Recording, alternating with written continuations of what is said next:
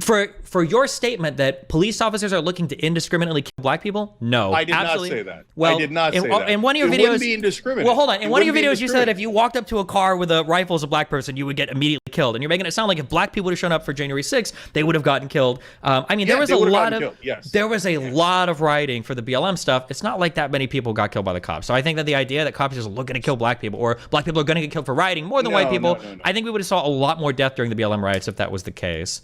Yeah, let's not put words in each other's mouths, me included, right? So I hear you, but I'm not saying indiscriminately. I'm not saying cops are looking to kill black people. I'm just saying if thousands of black people or Muslim people were bum rushing cops who were trying to protect powerful people like our Congress people, tons of them would have gotten shot. And we can disagree on that. That's okay. You think, no, the cops would have just let them walk in like they did with the white right-wingers? Maybe, but I doubt it. Okay, but you didn't answer the core question. If a whole bunch of left-wingers had gone there with weapons, do you think that would have been a good idea? No, I generally, from all the data I've seen, the more guns in an area, usually the more fucked up is going to be always.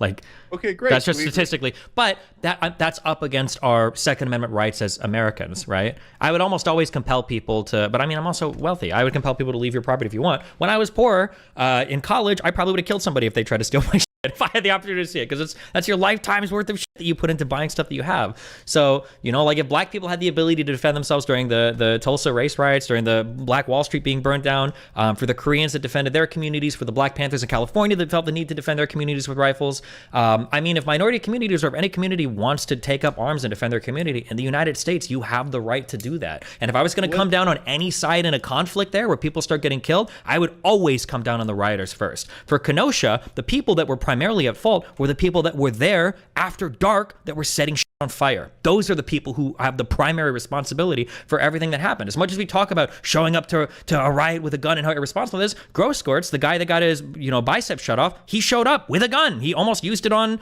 Rittenhouse, right? So I mean, yeah. Well, by the way, two things about that. Number one, he didn't. So apparently you could show restraint, even though he got shot. And number two, he shouldn't have shown up with a gun either. Here, look, my last thing on this is, I'll give you the most extreme example. So you remember Charlottesville, of course, the Nazis chant, the Jews will not replace us. Now, would anybody begrudge 10, 20 Jewish guys going in there with weapons and going, no, you're not going to chant this stuff in our community?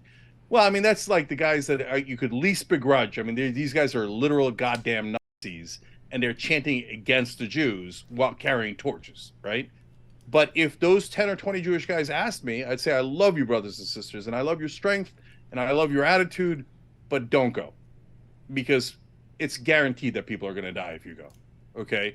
So, and some of them might be you, some of them might be the other guys, but I don't want anyone to die.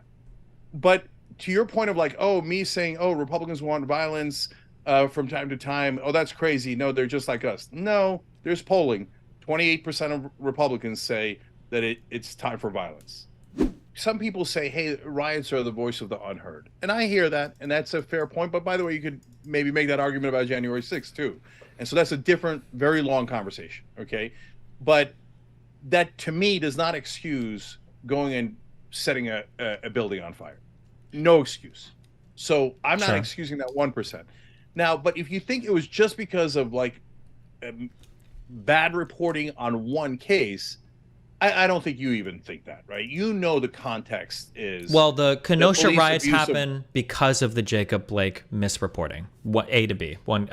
Of tons and tons of unarmed black guys being shot by cops in this country. No, there are not tons and tons of unarmed black guys being shot by cops in this country. All right, okay, so you don't agree with that. Okay, fine. Well, how many do you think a year get shot? How many unarmed black guys are getting shot by cops?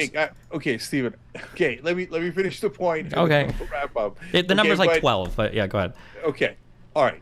So if you look, I think that if you say to all black people in this country, you're all telling us you've been abused by cops, whether it's to the extreme of being shot or pulled over or arrested or something smaller. You've been abused. All of you, tens of millions of you, say that, and you've been saying it for 100 years straight, and then we turn around and go, we don't believe you. I think that's deeply offensive. I think it doesn't make sense.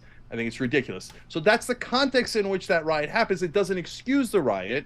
And by the way, the misreporting, yeah, okay, it turns out he had a knife, but they did shoot him in the back. 7 times. Because he was about to drive off with abducted children. That's a really important he's not part. a good guy. He's not He's a good the worst guy. guy. Yeah, but I'm saying that like But he was that about doesn't mean you shoot him in the back. There's other solutions other They than already go tased up him with a weapon, twice. shoot a guy in the back. They didn't just show up. They were wrestling him outside the house. They tried to wrestle him on the ground multiple times. They tased the guy twice. Rittenhouse for showing up. Okay, so look, I think that this whole thing, the Second Amendment, I got a right to bring weapons. Everybody's going to bring weapons, and we're all going to kill each other. I think it's a disastrous idea. And anyone who, right wing or left wing, and by the way, Stephen, we've fought back against any kind of violence, including from our side. Even things like that Riley Gaines, I think, the swimmer, she goes and gives a speech at some college, and then the leftists surround the room that she's in and won't let her out, and she's afraid for her safety. Cops won't let her out because they're afraid for her safety. What are you guys doing? To be a progressive is to believe in nonviolence. Sure. We don't do those thug tactics, okay? Sure, but I will say your guys' coverage of the Michael Reinhold guy was a lot different, and I think that was a shooting that was clearly in the wrong. He was stalking a dude for hours, chased him across the street, and shot him in the face, and then ran away, and they gave interviews to Vice, and you guys were comparing that to like, oh, well, if Rittenhouse could kill the one guy that was chasing him, this guy's killing should have been just as supported. I don't know. Like, when you build up this world of like alternative fact reporting over and over and over and over and over again, like it's not surprising to me that after a while you've got people on the right and left that just live in totally different worlds. So people on the left are like, of course we're going to go riot and burn down cities. Hundreds or thousands of people every year are getting indiscriminately killed by the cops. And then people on the right are like, I don't know why you guys are burning down anything.